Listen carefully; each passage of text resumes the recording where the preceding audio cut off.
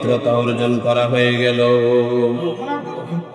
সব থেকে পবিত্রতা অর্জন হয়ে গেলে এক হলো লজ্জাস্থান, দুই হলো চোখ যদি হেফাজত করতে পারে। তারপরে আল্লাহ রাব্বুল আলামিন জানিয়ে দিলেন নারীদেরকে সতর্ক করলেন 31 নম্বর আয়াতের মধ্যে বলেন তাদের নারীদেরকে, মুমিন নারীদেরকে জানিয়ে দেন তারা যেন তাদের লজ্জাস্থান এবং তাদের চোখে যেন হেফাজত করে। দুই দল যদি চোখ হেফাজত করে, লজ্জাস্থানে হেফাজত করে, আর কোন তাদের মধ্যে গুনাহ থাকলো ঠিক না, তাদের মধ্যে কি থাকলো না, কোন ধরনের গুনাহ থাকলো না, আগে চোখ দিয়া দেখে তারপরে অন্তর দিয়া খারাপ চিন্তা করে। বিশ্বাস করেন না? আগে কি দিয়া দেখে? চোখ দিয়া দেখে, তারপর অন্তর দিয়া খারাপ ধারণা করে, খারাপ চিন্তা করে। তার জন্য চোখ হেফাজত করতে হবে। দুইজন যদি, একজন মহিলা একজন পুরুষ যদি একটা রাস্তা দিয়ে ক্রস করে, তাহলে ওই জায়গার মধ্যে যদি দুজন চোখের হেফাজত করে, তাহলে আর চোখের কোনো গুনাহ হলো না, ঠিক না? চোখের কি হইল না, গুনাহ হলো না। তার মানে নয় যে মহিলা বেপরদা হইয়া রাস্তার দিকে হাঁটতে পারবো, বুঝিনি কথা? বেপরদা হইয়া রাস্তার দিকে হাঁটা যাবে না। পুরুষ চোখ হেফাজত করে হাঁটতে হবে, যেদিকে মনে চায় সেদিকে চাওয়া যাবে না। রাস্তার দিকে, নিচের দিকে চাওয়া আল্লাহর বিধান। যদি ওই বিধান আপনি মানতে পারেন, আপনি সবথেকে বেশি পবিত্রতা অর্জন করে নিলে। এখন বর্তমান যুগে দেখা যায়, এক নম্বর বলছি, এখন বর্তমান যুগে লজ্জা নিয়ে 10টা কথা বলবো। কয়টা?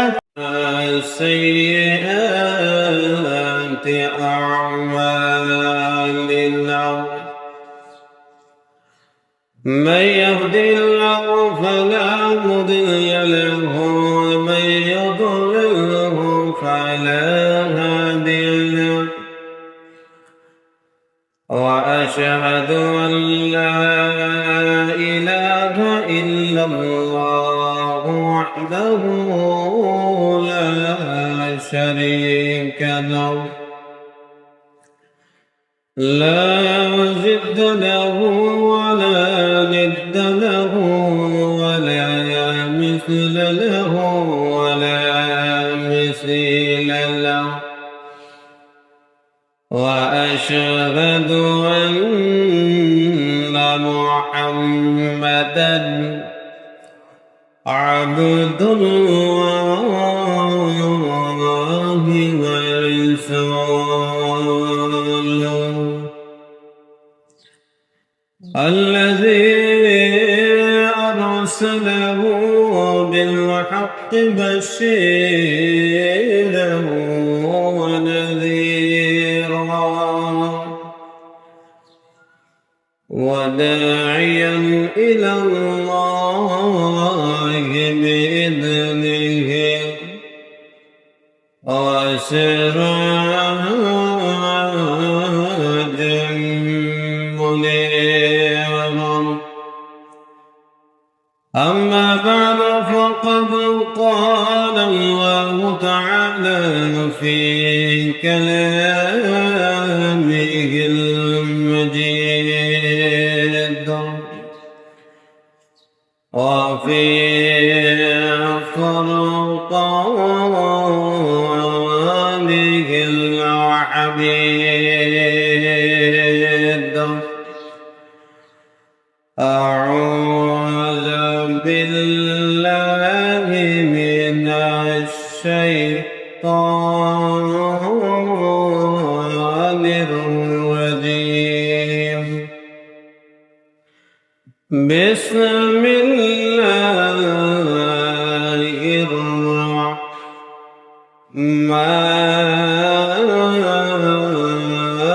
الرحيم.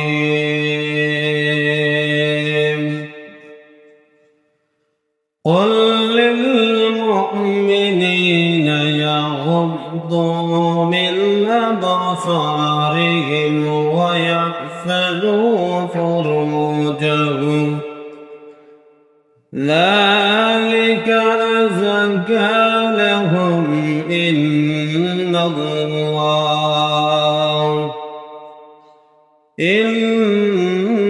الله خبير بما يصنعون.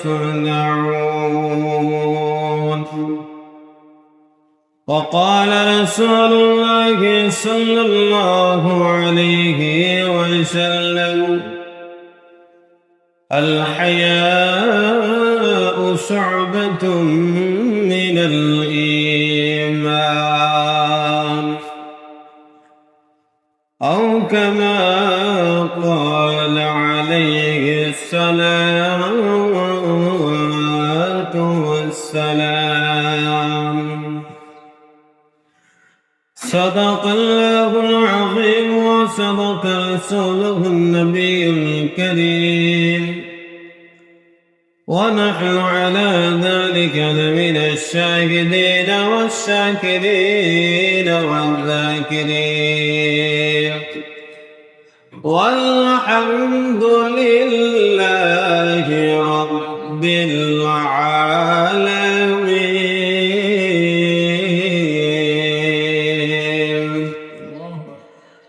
إن الله وملائكته يصلون على النبي، يا أيها الذين آمنوا صلوا عليه وسلموا تسليما. আমরা সবাই জোরে সোরে দরুদ শরীফ পড়ব। اللهم صل على محمد وعلى آل محمد كما صليت على إبراهيم وعلى آل إبراهيم إنك حميد مجيد. اللهم بارك على محمد وعلى آل محمد كما باركت على إبراهيم وعلى آل إبراهيم إنك حميد مجيد. اللهم صل وسلم وبارك عليه. السلام عليكم ورحمة الله وبركاته. আল্লাহ পাকের দরবারে অসংখ্য গণিত শুকর ও সুজুদ যে আল্লাহ পাক অত্যন্ত দয়া করেন, মায়া করেন, মহব্বত করেন। আল্লাহ রাব্বুল আলামিনের মসজিদে ঘরে আসার এবং বসার তৌফিক দিয়েছেন, তাই আমরা অন্তরের অন্তঃস্থল থেকে মহব্বতে জোরে সরে বলি আলহামদুলিল্লাহ। এই বৃষ্টির আবহাওয়াতে অনেক মানুষের ক্ষতিগ্রস্ত রয়েছে, ঠিক না? প্রায় জেলার ভিতরে বন্যা হইতেছে, অনেক মানুষের বাড়ি ঘর বাসায় নিতেছে। আল্লাহ বলেন জলে এবং স্থলে বিপদ আসে মানুষদের কারণে। মানুষদের দুই হাতের কাম। কয় হাতের কাম? আল্লাহ রাব্বুল আলামিন কোরআনের আয়াত মতে ظهر الفساد في البر والبحر بما كسبت أيدي الناس.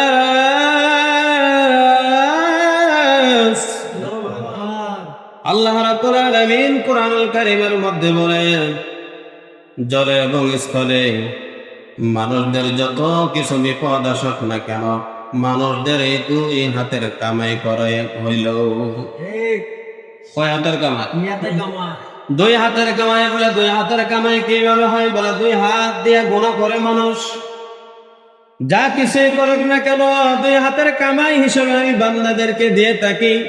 আল্লাহ বলেন জমিনের মধ্যে যত ধরনের ঘটনা বাসান, যত ধরনের আযাব গসব আছে, সব কিছুই মানুষদের দুই হাতের কামাই হিসাবে। তাহলে যে দিক দিয়া আমরা মনে করি, মনে হয় এক ঘরে যদি পাক করে এক ঘর কেন জ্বলে না, এক ঘর কেন আল্লাহ রাব্বুল আলামিন গজব দিয়ে শেষ করে না। আল্লাহ বলেন এক ঘরে আগুন লাগলে 10 ঘরে জীবন যায়, একজনে পাপ করলে পুরা মহল্লাবাসী পাপের ছাই হয়ে যায়। তার কারণে গুনাহ যদি একজন করে তাকে থামানোর জন্য চেষ্টা করতে হবে। কি করতে হবে? চেষ্টা করতে হবে। সে গুনাহ করে কেন, সে পাপ করে কেন, তাকে গুনাহ থেকে বাঁচাইতে হবে। মানুষ তাকে সতর্ক করতে হবে যে গুনাহ করিও না, গুনার দ্বারে কাছে যেও না, গুনাহ এটা মারাত্মক। আল্লাহ রাব্বুল আলামিন ওইটাকে অপছন্দ করে। আল্লাহ কি করে? গুনারে অপছন্দ করে। গত সপ্তাহ হজ না করে হজের সওয়াব পাওয়া যায় 7টা, 6টা আমল পর্যন্ত বলেছিলাম। কয়টা? 6টা। 7 নম্বর হলো জুম্মার দিন যদি কোনো বান্দা সর্বপ্রথম আসে মসজিদের ভিতরে পায়ে হেঁটে, 3টা ফজিলত রয়েছে। কয়টা? পায়ে হেঁটে যদি সর্বপ্রথম গোসল দিয়া সুগন্ধি লাগাইয়া নতুন সুন্দর কাপড় জামা পরে আসে, সর্বপ্রথম যদি আসে, আর যদি মসজিদে প্রথম কাতারের মধ্যে বসতে পারে, মনোযোগ সহকারে খুতবা শুনতে পারে, ওই ব্যক্তির আমল নামায় প্রতিটা কদমে কদমে 1 বছর নফল রোজা রাখার সওয়াব আল্লাহ দিয়া দেয়। কিসের নফল রোজা? 1 বছরের নফল রোজা রাখলে যে পরিমাণ সওয়াব, 1 কদমেই সওয়াব আল্লাহ দিয়া দেয়। শুধু তাই নয়, আল্লাহ নবী বললেন আরেকটা ফজিলত হলো, যদি বাড়ির থেকে হাইটা যদি মসজিদে জুম্মার দিন আসে, সর্বপ্রথম যদি আসে, প্রথম কাতারে যদি বসে, 1 বছর দাঁড়ায়া যে পরিমাণ নামাজ পড়লে সওয়াব হবে, এই পরিমাণ সওয়াব বান্দার আমলনামায় ঢুকায়া দেয়। সওয়াব আছে না? 3 নম্বর ফজিলত আল্লাহর নবী বললেন, সর্বপ্রথম আসলে, প্রথম কাতারে বসলে, মনোযোগ সহকারে খুতবা শুনলো, কোনো কথাবার্তা বললো না, ইশারা মুশারা দিল না, কোনো মানুষকে সতর্ক করলো না, তুমি কথা বলল না, ওই ব্যক্তি একদম চুপচাপ হয়ে ইমাম সাহেব যখন, খতিব সাহেব যখন খুতবা দেবে মনোযোগ সহকারে শুনবে। নবী বললেন, একজন মানুষ হজে গিয়া যে পরিমাণ সওয়াব, তার আমল নামায় আল্লাহ ওই পরিমাণ সওয়াব দিয়া দেয়। কথা বলে দিবনি। একজন সাহাবী, শুক্রবার যারা কথা বলেন খুব মনোযোগ সহকারে শুনবেন। উবাই ইবনে কাব রাদিয়াল্লাহু তাআলা আনহু, এক সাহাবী জুম্মার সময় খুতবাকালীন সময় কথা বলতেছে। এমন সময় সাহাবী বলতেছে, তুমি কথা বইলো না, তোমার নামাজ বাতিল হয়ে গেছে। নামাজ না পড়লে যে পরিমাণ ক্ষতি হয়, এই পরিমাণ ক্ষতি তোমার আমল নামায় ঢুকে গেছে, আর তুমি নামাজ পড়লেও তোমার কোনো ফায়দা হবে না। আবু আব্দুল্লাহ ইবনে কাব রাদিয়াল্লাহু তাআলা আনহু বলেন, ওই কথা তখন তাকে বলছি, বলার সাথে সাথে সে বলতেছে, চলো নবীর দরবারে চলো। নবীর দরবারে গিয়ে জিজ্ঞাসা করা হবে, ও নবী, ওই আবু কাব রাদিয়াল্লাহু তাআলা আনহু বলেছেন, জুম্মার সময় খুতবাকালীন সময় যদি কথা বলে তার নেকি নাকি শেষ হয়ে যায়, নামাজ পড়লে যেই হবে, না পড়লে সে হয়ে যাবে, এটা সত্য নাকি? নবী বললেন, ওই সাহাবী যা বলছে সত্য বলছি। এখন যারা কথা বলেন খুতবাকালীন সময় খুব সতর্ক, নামাজে যেমন কথা বলা যায় না, খুতবাকালীন সময় কথা বলা যাবে। জোহরের নামাজ 4 রাকাত বলে, জুম্মার নামাজ 2 রাকাত হলো, কে বলে 2 রাকাত, 2টা খুতবা, আর 2 রাকাত হলো জুম্মার নামাজ। কয় রাকাত হয়েছে? 4 রাকাত। ওইটা যদি আমরা মানতে পারি, 2 রাকাত নামাজ যেমন ভাবে মানুষকে ইশারা দেওয়া যায় না, লঙ্গি খুললা গেলে লঙ্গি ফিন্দা যায় না, সুইচ দেওয়া যায় না, মানুষের সাথে কথা বলা যায় না, ঠিক তেমনি ভাবে খুতবাকালীন সময় এগুলা করা যাবে না। এইগুলা সতর্ক থাকতে হবে। অনেকে আবার মসজিদে একবার ছোট্ট বাচ্চা নিয়ে আসে, ছোট্ট বাচ্চা বুঝেননি, একবারে 5-6 বছরের বাচ্চা নিয়ে মসজিদে আসে। নবী বললেন, না না, এত ছোট বাচ্চা নিয়ে মসজিদে আসবে না, যদি মসজিদে নাপাকি শুরু করে দেয়, কি সে প্রসবের কথা বলতে পারবে না, আগামতার কথা বলতে পারবে না, যদি নাপাকি শুরু করে দেয়, সে ফাঁক না ফাঁক বোঝে না, তাকে মসজিদে আনলে মানুষের যত নামাজের ক্ষতি করবে, যে আনছে তার গাড়ে সকল গুনাহ গিয়া ঢুকবে। দরকার আছে? এইগুলো দরকার নাই। আপনি বাড়ির মধ্যে ছোট্ট বাচ্চাকে নামাজ শিখাইবেন, রোজা শিখাইবেন, নামাজের মাসালা শিখাইবেন। তারপরে যখন উপযুক্ত হবে মসজিদে আনার, তখন আপনি মসজিদে আনবেন, সে যেন সুন্দরভাবে নামাজ আদায় করতে পারে, ঠিক না? কিন্তু আমাদের সমাজে ছোট ছোট বাচ্চারা আনলে একজনে যদি বলে ছোট বাচ্চা আনছো কেন, তুমি কি বেশি জানো নি? আছে না নাই? বেশি জানার আর না জানার কি আছে? এত কাতারের মধ্যে দিয়া দৌড় মারে, আছে না নাই? কাতারের মধ্যে দিয়া দৌড় মারে। যখন নামাজে দাঁড়ায়, তখন আর নামাজে মন থাকে না। ছোট বাচ্চা কোন দিকে দৌড় দিছে ওইদিকে তাকায় থাকে, ঠিক না? তাহলে নামাজের অমনোযোগী হওয়ার কারণ হলো ছোট বাচ্চা। আজকের থেকে 5 বছরের বাচ্চাকে মসজিদে আনবেন না, বাড়ির মধ্যে ট্রেনিং দিবেন। কিসের মধ্যে? বাড়ির মধ্যে। 1 নম্বর বলছি ফজিলত, 7 নম্বর 8 নম্বর হলো ঈদুল ফিতর। ঈদুল কি? ঈদুল ফিতরের রাত্রে যারা ইবাদত করবে, নবী সাল্লাল্লাহু আলাইহি ওয়াসাল্লাম বলেন, উমরা করলে যে পরিমাণ সওয়াব, ওই পরিমাণ সওয়াব ঈদুল ফিতরে আমল করলে এই পরিমাণ সওয়াব বান্দার আমলনামায় ঢুকায়া দেয়। আর ঈদুল আযহা যারা ঈদুল আযহার রাত্রে সারা রাত্রে যখন করে, সারা রাত্রে আপনার সজাগ থেকে ইবাদত করলে, আল্লাহর নবী বললেন, হজ করলে যে পরিমাণ সওয়াব, ওই পরিমাণ সওয়াব বান্দার আমলনামায় ঢুকায়া দেয়। কি করলে? হজ করলে। ঈদুল আযহার রাত্রে আমরা ঈদুল আযহা ঈদুল ফিতরের রাত ইবাদত করি না, আমরা রং তামাশা করে কাটাই, ঠিক না? রাসূল বলেন এই 2টা রাত ইবাদত করলে একটা কবুল হজ এবং একটা উমরা হজের সওয়াব দিয়ে। সুবহানাল্লাহ। 9 নম্বর ফজিলত, কোন মুসলমানের প্রয়োজনীয়তা পূরণ করে। একজন মানুষ 100 টাকার জন্য বিপদে পড়ে গেছে, গাড়ি ভাড়া নাই, 100 টাকা হইলে তার বাড়ি পর্যন্ত গিয়া পৌঁছতে পারবে। ওই ব্যক্তিকে আপনি 100 টাকা দিয়া তার প্রয়োজন পুরা করলেন। নবী বললেন, হজে গিয়া যে পরিমাণ সওয়াব, ওই পরিমাণ সওয়াব বান্দার আমলনামায় ঢুকায় দেওয়া হয়। কি করলে? প্রয়োজন পূরণ করলে। আমরা অনেকে আছি মনে করে প্রয়োজন পুরাকে অনেকে মনে করে তো মনে হয় নাটক করতেছে, আছে না নাই? যে বেটা দেখবেন টাকা না দেয়, বেটা বেশি কথা কয়। মসজিদে যে মানুষের টাকা না দেয়, এই বেটার ভোটাঙ্গি বেশি, বুঝলেন? যে বেটা টাকা দেয়, এই বেটা বেশি কথাবার্তা বলে না। ও টাকা মসজিদে আল্লাহর নামে দিয়া দিছি, এটা নিয়ে আমাদের কোনো মাতামাতি করা দরকার নাই। একজনে 10 টাকা চাইছে, 10 টাকা দিয়া দিছি, এবার লেগিয়া বিরিকা অসুবিধা নাই, আমি তো দান করে দিছি, বুঝলেন কথা? একে আমার নিয়ম পরিষ্কার, আমি আল্লাহর নামে বান্দাকে দান করে দিছি, ওই বিনিময় আল্লাহ সওয়াব ঢুকায় দিবে। টাকা নিয়ে কি করলো এটা দেখার বিষয় নাই। 9 নম্বর হলো মুসলমানদের প্রয়োজনীয়তা পুরা করা। 10 নম্বর হলো যারা মসজিদে কুবার মধ্যে গেছে, মদিনার মধ্যে গেছে, মদিনার মধ্যে একটা মসজিদ আছে, সর্বপ্রথম যে মসজিদ নবীজি নিজের পাথর শোকায় নির্মাণ করেছিলেন, ওই মসজিদের নাম হলো মসজিদে কুবা। সুবহানাল্লাহ। ওই জায়গার মধ্যে মদিনা শরীফে যারা অবস্থান করবে আর বাসর থেকে ওযু কইরা বাহির হবে, মসজিদে কুবা গিয়া সালাত আদায় করবে। নবী বললেন, ওই মসজিদে সালাত আদায় করার কারণে তার আমলনামায় হজের সওয়াব দেওয়া হয়। যে আয়াতটুকু আমি তেলাওয়াত করেছি কুরআনুল কারীমের 24 নম্বর সূরা সূরাতুন নূর 30 নম্বর আয়াত। ওই আয়াতের মধ্যে আল্লাহ রাব্বুল আলামিন জানিয়ে দিলেন, কুল লিল মুমিনিনা ইয়াগুদ্দু মিন আবসারিহিম ওয়া ইয়াহফাযু ফুরুজাহুম। আল্লাহ রাব্বুল আলামিন নবীকে বললেন, ও নবী আমার, বন্ধু আমার, আপনি পুরুষদেরকে জানিয়ে দেন তারা যেন তাদের লজ্জাস্থান এবং তাদের নজর যেন হেফাজত করে। কয়টা কথা বলছে?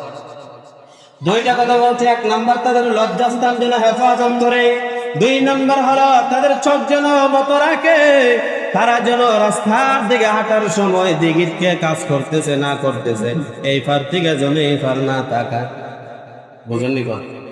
এই পার দিকে যেন এই পার না তাকা, নিচের দিক দিয়া হাঁটার সময় রাস্তার দিক দিয়া তারা যেন তাদের নজরটা নিচুর দিক দিয়ে রাখে, নত রাখে। আর রাস্তার দিকে হাঁটার সময় যেন তাদের চোখকে হেফাজত রাখে, কারো জানালার দিকে যেন না তাকায়। বুঝেননি কথা? কারো কোন দিক দিয়ে তাকানো যাবে না। আল্লাহ রাব্বুল আলামিন কুরআনুল কারীমে 24 নম্বর সূরা সূরাতুন নূরের 30 নম্বর আয়াতে নারীর পর্দার আগে পুরুষের পর্দার আলোচনা করছেন। কুল্লিল মুমিনিনা ইয়াগুদ্দু মিন আবসারিহিম ওয়া ইয়াহফাযু ফুরুজাহুম। ও নবী, আপনার উম্মতদেরকে, আমার বান্দাদেরকে সতর্ক করে দেন, তারা যেন দুইটা জিনিস হেফাজত করে, তাহলে তাদের জন্য সর্বোত্তম পবিত্রতা অর্জন করা হয়ে গেল। সবথেকে পবিত্রতা অর্জন হয়ে গেলেন হলো লজ্জাস্থান, দুই হলো চোখ যদি হেফাজত করতে পারে। তারপরে আল্লাহ রাব্বুল আলামিন জানিয়ে দিলেন নারীদেরকে সতর্ক করলেন 31 নম্বর আয়াতের মধ্যে। বলেন তাদের নারীদেরকে, মুমিন নারীদেরকে জানিয়ে দেন, তারা যেন তাদের লজ্জাস্থান এবং তাদের চোখে যেন হেফাজত করে। দুইজন যদি চোখ হেফাজত করে, লজ্জাস্থানে হেফাজত করে, আর কোন তাদের মধ্যে গুনাহ থাকলো, ঠিক না, তাদের মধ্যে কি থাকলো না, কোন ধরনের গুনাহ থাকলো না, আগে চোখ দিয়া দেখে তারপরে অন্তর দিয়া খারাপ চিন্তা করে। বিশ্বাস করেন না? আগে কি দিয়া দেখে? চোখ দিয়া দেখে, তারপর অন্তর দিয়া খারাপ ধারণা করে, খারাপ চিন্তা করে। তার জন্য চোখ হেফাজত করতে হবে।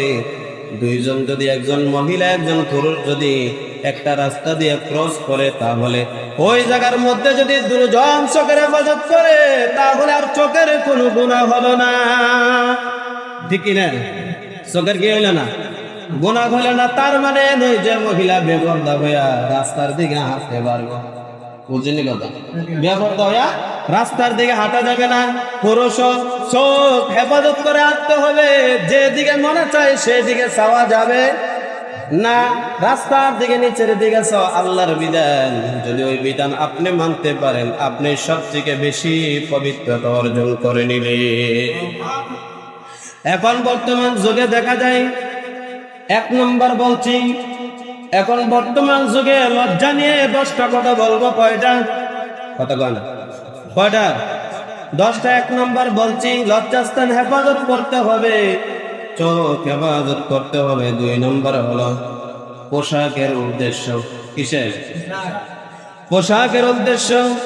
নবী করিম সাল্লাল্লাহু আলাইহি ওয়াসাল্লাম সকল নবীদের লজ্জা সব থেকে বেশি ছিল। সকল নবীদের কি? হযরত মুসা আলাইহিস সালাতু ওয়াস সালামের জামানায় সকলেই গঙ্গার মধ্যে, নদীর মধ্যে নাইমা উলঙ্গ হইয়া গোসল করতেন, কিন্তু নবী মুসা কখনো উলঙ্গ হয় না। সুবহানাল্লাহ। নারী পুরুষ সবাই একত্রিত হইয়া উলঙ্গ হইয়া নদীর মধ্যে গোসল দিত। সকলেই বলতো, মনে হয় মুসার কোনো সমস্যা আছে, তার কারণে সে উলঙ্গ হয় না। পাথরের উপরে লঙ্গি নিয়ে রাখছে মুসা আলাইহিস সালাতু ওয়াস সালাম। ওই জায়গার মধ্যে গোসল করতে লাগলেন, ওইটা দেখলেন লঙ্গি নাই। মানুষ নিয়ে টাপটা তামাশা করতেছে যে মুসার লঙ্গি নেই, মনে হয় কোনো সমস্যা হবে। আল্লাহ রাব্বুল আলামিন বললেন, মুসা আলাইহিস সালাতু ওয়াস সালামের কোনো সমস্যা নাই, তোমরা এমনিতেই সমালোচনা করতেছো। তো এটা আল্লাহ রাব্বুল আলামিন বইলা দিলেন। সবথেকে বেশি লজ্জা কার ছিল? নবীদের। কার? নবীদের ছিলেন। 1 নম্বর হলো পোশাকের উদ্দেশ্য। 2 নম্বর হলো নবী করিম সাল্লাল্লাহু আলাইহি ওয়াসাল্লাম বলেন, পুরুষদের সাল্লাহ হলো নাভির উপর থেকে লাগাইয়া হাঁটুর নিচ পর্যন্ত এইটা ডাইকা রাখা পুরুষদের জন্য ফরজ। কথা কন? আমরা বলছি না, নামাজের ভিতর বাহিরে 13টা ফরজ আছে। কয়টা? 13টা আছে। বাহিরে আছে 7টা, ভিতরে আছে 6টা। বাহিরের ভিতরে আছে 17 টাকা। 1 নম্বর হলো শরীর পাক, কাপড় পাক, নামাজের জায়গা বা 17 টাকা। 4 নম্বরে কিবলামুখী হওয়া, নামাজ পড়া, নামাজের নিয়ত করা। 4 নম্বর হলো 17 টাকা। যদি পুরুষের শরীরের মধ্যে কোনো ধরনের পোশাক না থাকে, নাভির থেকে হাঁটুর নিচ পর্যন্ত থাকে, তারপরেও নামাজ পড়তে পারবে, কারণ হলো তার 17 টাকা। তার 17 কি? 17 টাকা। 17 টাকা পুরুষদের জন্য কি? কনা ফরজ। পুরুষদের জন্য কি? ফরজ বিধান। বলে ফরজ কত? নাভির উপর থেকে। কিসের থেকে? হাদিস শরীফের মধ্যে আছে, 3 নম্বরে যে তোমরা নাভির উপর থেকে তোমরা হাঁটুর নিচ পর্যন্ত ওইটা ডাইকা রাখা প্রত্যেকটা মুসলমানদের উপরে ফরজ। পুরুষদের জন্য, কার জন্য? পুরুষদের জন্য। এখন দেখা যায় কিছু কিছু মানুষ আছে অনেকের নাভির নিচে লঙ্গি পরে, আছে না? না, রাগ করবেন না কেউ, এখানে দেখেন লঙ্গি গুলা তাকায় দেখেন, অনেকের শার্ট গুলা পাঞ্জাবি গুলা তুইলা দেখেন নাভির নিচে লঙ্গি গিয়া রয়েছে, আছে না? না, এটা ফরজ তরক হয়েছে কিনা? শার্ট যদি হঠাৎ করে উঠা যায় তাহলে কি হয়েছে? ফরজ তরক হবে। গেঞ্জি যদি হঠাৎ করে উঠা যায় ফরজ তরক হয়েছে। পাঞ্জাবি যদি হঠাৎ করে উঠা যায় তাহলে ফরজ তরক হইল। ফরজ তরক করা কবিরা গুনাহ। ফরজ তরক করা কি কবিরা গুনাহ। 4 নাম্বার, আল্লাহ রাসূল সাল্লাল্লাহু আলাইহি ওয়াসাল্লাম একদল সাহাবীর সামনে দিয়ে যাইতেছিলেন। হযরত জারহাত রাদিয়াল্লাহু তাআলা আনহু তখন বয়স ছিলেন। এখন যারা যুবক আছে 3 কোয়ার্টার প্যান্ট কিনতে আসেন, কেউ বলতে পারতো না 3 কোয়ার্টার আছে নে, আডুর উপরে থাকে না, নিচে থাকে, আডুর উপরে থাকে। জারহাত রাদিয়াল্লাহু তাআলা আনহু নবীজির সামনে দিয়া হাঁটতেছেন, আর জারহাত রাদিয়াল্লাহু তাআলা আনহু একটা 3 কোয়ার্টার প্যান্ট কিনতে বসে রয়েছে। তখন ওই সাহাবীকে ডাক দেয়া বললেন, ওই মিয়া তুমি কি জানো না আটো এবং ওরা ওই 2টা জিনিসই হলো সদরের অন্তর্ভুক্ত। সুবহানাল্লাহ, এই 2টা জিনিস কি সদরের অন্তর্ভুক্ত। ওইটা ডাইকা রাখো, ওই মিয়া ওইটা ডাইকা রাখো। তোমাকে দেখলে, কুকুররা দেখলে গুনাহ হবে না, তোমাকে এই অবস্থা দেখলে গুনাহ হইব। কথা কন, তোমার দেখলে দেখলে কি হইবা? কুকুররা দেখলে গুনাহ হবে না, শয়তানরে দেখলে গুনাহ হবে না, কোন ধরনের পশু পাখিকে দেখলে গুনাহ হবে না। তোমার মতো মানুষ যদি সতর্ক হইলা হাঁটো তাহলে তোমাকে যত মানুষ দেখবে কবিরা গুনাহ হইবে। কথা কান, কি গুনাহ? এরকম নির্লজ্জ বেহায়া বেশরম যুবক আছে না নাই? যে মনে করবেন 3 কোয়ার্টার প্যান্ট পিনতে, হাফ প্যান্ট পরে 3 কোয়ার্টার আর হাফ প্যান্টের মধ্যে কোনো বেশ কম, কতক্ষণ বেশ কম আছে? কোনো বেশ কম নাই। দেখবেন ওইটা হলো এলাকার ভিতরে সব থেকে নির্লজ্জ বেহায়া যুবক, ঠিক না? সব থেকে নির্লজ্জ বেহায়া যুবক যদি বলি তুমি 3 কোয়ার্টার প্যান্ট কিনছো কেন, সব কাপড় ধুয়ে দিয়ালিস, আছে না? এরকম এটা বলুন তো, এটা কি সঠিক কথা না অজুহাত? না, সঠিক কথা না অজুহাত? অজুহাত, অজুহাত দেখাইলে অনেক কিছুই দেখানো যায়। আমরা কি কাপড় ধুই না? কোনোদিন দেখছেন নি 3 কোয়ার্টার প্যান্ট? কথা বল, আমরা কি মানুষ না? তুমি যদি বিনতে পারো আমরা তো বিনতে পারি, কিন্তু আমরা আল্লাহর বিধানকে ভয় করি, বুঝলেন না? আল্লাহর বিধানকে কি করি? আল্লাহর বিধানকে ভয় করি। ভয় করার কারণে 3 কোয়ার্টার প্যান্ট কিনি না, হাফ প্যান্ট ব্যবহার করি না। কারণ হলো এটা নবীদের অপছন্দনীয়, আল্লাহর অপছন্দনীয়, ঠিক না? তাহলে যারা আছে নির্লজ্জ বেহায়া বেশরম যুবকরা, যাদেরকে দেখবেন 3 কোয়ার্টার প্যান্ট কিনতে, তারা সমাজের সব থেকে নির্লজ্জ যুবক। আল্লাহর নবী বলেন, হায়াউ শু'বাতুম মিনাল ঈমান। ঈমান হলো লজ্জার অঙ্গ। ঈমান হলো কি? লজ্জার অঙ্গ। ঈমান হলো একটা লজ্জার শাখা। যাদের লজ্জা নাই তারা যা মনে চায় তা করতে পারে, বুঝলেন না? যারা লজ্জা নাই কি করতে পারে? যে কোনো কাজ করতে পারে, যে কোনো কথা মুখ দিয়া কইতে পারে, যে কোনো গুনাহের কাজ করতে পারে, যা মনে চায় তা করাইতে পারবেন টাকা দিয়ে, আছে না? না, কারণ হলো তার কি নাই? তার লজ্জা নাই। সকল নবীদের একটা বাক্য ছিল, সকল নবীর উম্মতদেরকে বলে দিয়েছিল, তারা সকল নবীর উম্মতরাই নবীদের কাছ থেকে একটা বাক্য পেয়েছিল, হে উম্মতের দল শোনো, তোমাদের যদি লজ্জা না থাকে তোমরা যা মনে চাই তাই করতে পারবা। এরকম নির্লজ্জ আছে না নাই? যা মনে চায় তাই করতেছে, আছে না নাই? যা মনে চায় তাই করতে পারে, যা মনে চায় তাই করতেছে, এমন মানুষ সমাজে আছে না নাই? ওইটার সাথে ওইটা মিলছে নি? কথা বলে মিলছে নি? মিলছে। কারণ হলো আল্লাহর নবীগণ জানেন, আল্লাহ জানেন এমন কিছু মানুষ আছে পশুর চেয়েও আরো নিকৃষ্ট হবে, আছে না নাই? ولقد ذرأنا لجهنم كثيرا من الجن والإنس لهم قلوب لا يفقهون بها ولهم أعين لا يبصرون بها ولهم آذان لا يسمعون بها أولئك كالأنعام بل هم أضل أولئك هم الغافلون আল্লাহ রাব্বুল আলামিন বললেন তিন শ্রেণী ব্যক্তি তারা হলো বছর চেয়ে নিকৃষ্ট। ওই শ্রেণী এক শ্রেণীর মানুষ, দুই শ্রেণী, তিন শ্রেণী মানুষদের জন্য আল্লাহ জাহান্নাম তৈরি করেছে। আর ওই জাহান্নামীরা হলো পশুর চেয়ে নিকৃষ্ট। আল্লাহ বলেন যারা কান দিয়া শুনলো, যারা শ্রবণ করলো, কিন্তু তারা ওই কথা অনুযায়ী চললো না, ওই ওয়াজ অনুযায়ী চললো না, এই আমল অনুযায়ী চললো না। নবী রাসূল যাওয়ার পরে কত আলেম ওলামা তাদেরকে বুঝাইলো হারাম কাজ করিও না, তোমরা নির্লজ্জ বেহায়ার মতো চলাফেরা করিও না। তারপরে শুনে নাই, কান দিয়া শুনছে, ওই কানেদা শোনার পরে ওই কানেদা বাহির করে দিছে, আছে না নাই? আল্লাহ বলেন যারা শুনলো আমল করলো না তাদেরকে তারা কোন পশুর চেয়ে আরো নিকৃষ্ট। ওয়ালাহুম আযানুন লা ইয়াসমাউনা বিহা ওয়ালাহুম আ'ইনুন লা ইউবসিরুনা বিহা। তারা শুনলো, অন্তর দিয়ে তারা বুঝতে পারলো, কিন্তু তারা এটা অনুমোদন করতে পারলো না, অন্তর দিয়ে তারা মেনে নিতে পারলো না। তারাই হলো পশুর চেয়ে আরো নিকৃষ্ট। তারা কি পশুর চেয়ে আরো নিকৃষ্ট।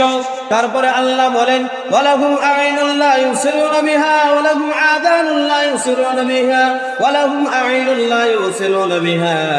যারা চোখ দিয়ে দেখলো, কোরআন হাদিস বুঝলো, তারপর ওইটার উপর আমল করলো না, ওইটা বুঝলো না, ওইটা পশুর চেয়ে আরো নিকৃষ্ট। আল্লাহ বলেন উলাইকা কাল আনআম, তারা পশুর চেয়ে আরো নিকৃষ্ট। উলাইকা হুমুল গাফিলুন, তারা হলো গাফেলের দল। তারা কিসের দল? গাফেল। গাফেল তাকে বলা হয় যারা দেখবেন আল্লাহর হুকুম মানবো কি মানবো না, মানলে মানছি, না মানলে নাই, ওইটা হলো গাফেলের দল। ঠিক না? 5 ওয়াক্ত নামাজ, মুয়াজ্জিন আযান দিছে, কানে গিয়ে আযানের শব্দ গেছে, তারপরে মসজিদে আসে নাই, ওইগুলা কোনো মুমিন বান্দা হতে পারে নাই, ওইগুলা হলো গাফেল। এগুলা কি? মুয়াজ্জিনের আযান শুনে তুমি মসজিদে আসে নাই, কিন্তু মসজিদের মধ্যে একটা কাঠিয়া আছে। কি আছে? কাঠিয়া বুঝেন না আপনারা? পালং। আপনারা কি কন? পালং আছে মসজিদের মধ্যে। আপনি যদি মসজিদে নাও আসে, এই পালং কিন্তু একদিন আপনার বাড়িতে যাবে, ঠিক না? মসজিদে না আসলেও পালং কিন্তু আপনার বাড়ির যাওয়া মিস হবে না। যদি কোনো মুসলমান বেনামাজ হয়ে মারা যায়, ওয়াদা করতে হবে তার জানাজা আমরা পড়ব না। বোঝানো বেনামাজ কি মারা গেলে জানাজা পড়বে না। তাই দেখবেন একটা যদি এরকম করেন, কোন বেনামাজ আর মহল্লা থাকতে হবে, ঠিক না?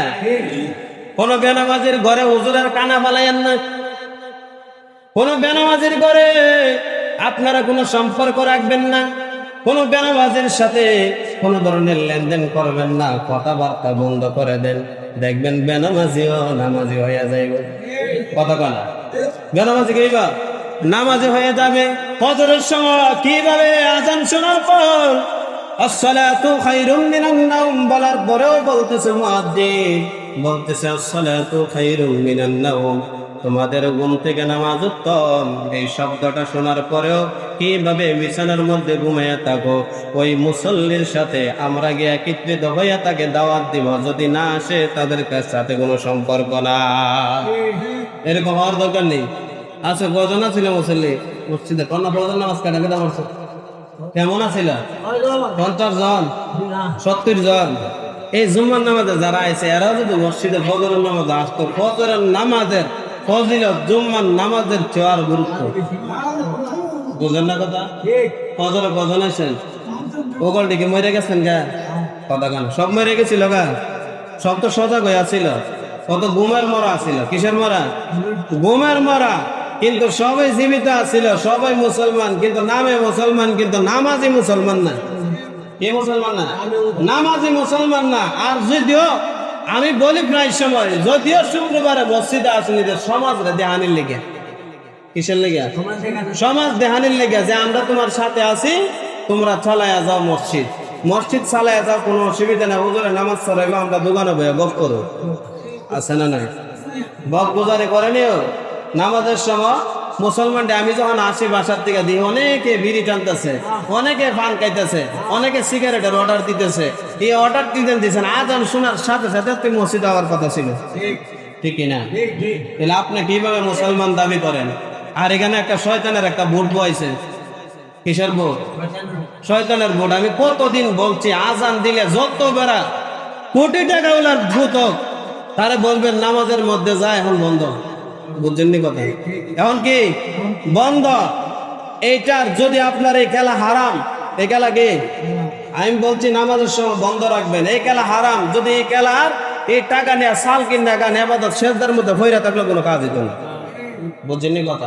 সেজদার মধ্যে হইরা থাকলো কাজ হইতো না। যদি হারাম কোনো খাবার খায়া সেজদা দেন, কিয়ামত পর্যন্ত করে থাকলে কাজ হইতো না। যদি ভিক্ষা করে খান, ওই ভিক্ষার টাকা দিয়া সাল কিনা খাইলে ইবাদত কবুল হইব।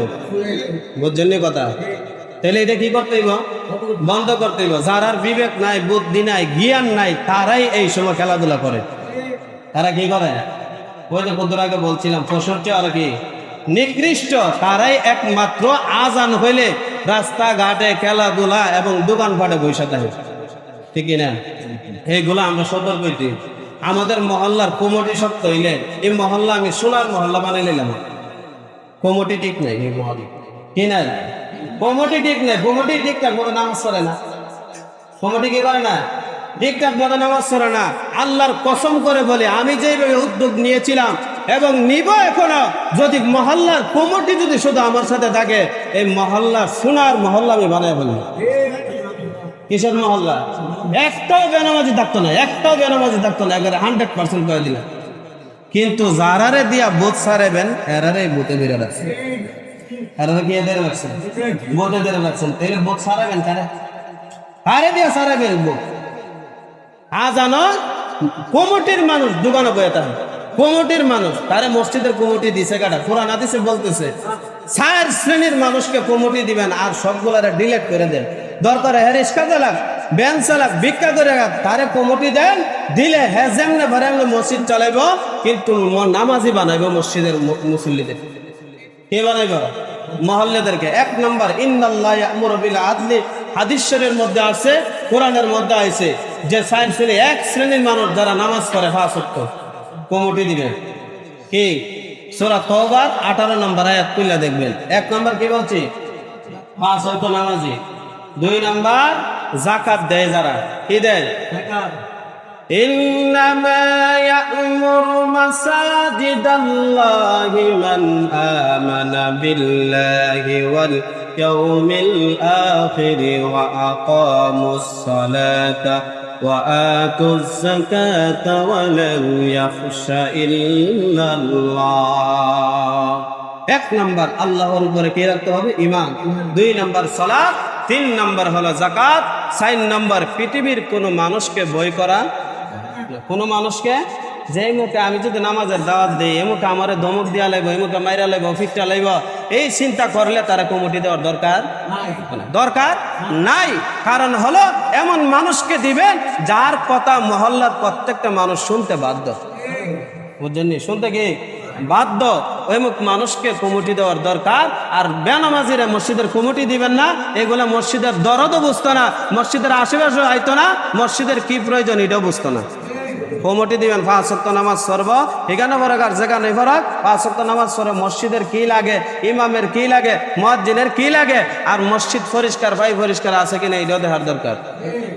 এটা সব ইমামের উপরে ছেড়ে দেয়। সব কি আপনারা কে লেগে দিছে? খালি টেহা উঠাইতেন আর গন্তে, বোঝানো কথা, টেহা উঠাইতেন আর গন্তেন নি কমিটি দেয়। হ্যাঁ, আর দোকানে বয়া বয়া এই কাজ করছে না, এই কাজ করছে না, এলিগা কমিটি দেয় না। ইমাম সব কেমনে চলতেছে, কেমনে কি করতেছে, এটা একটা গোল মিটিং হইয়া প্রতি মাসে মাসে ইমাম সাহেব নিয়ে ক্লিয়ার করা যায়, এটা চিন্তা করার দরকার। হ্যাঁ, এটা নিয়ে তার আর কোনো মাথা ব্যথাই নেই, এটা নিয়ে কি নাই, মাথা ব্যথাই নাই।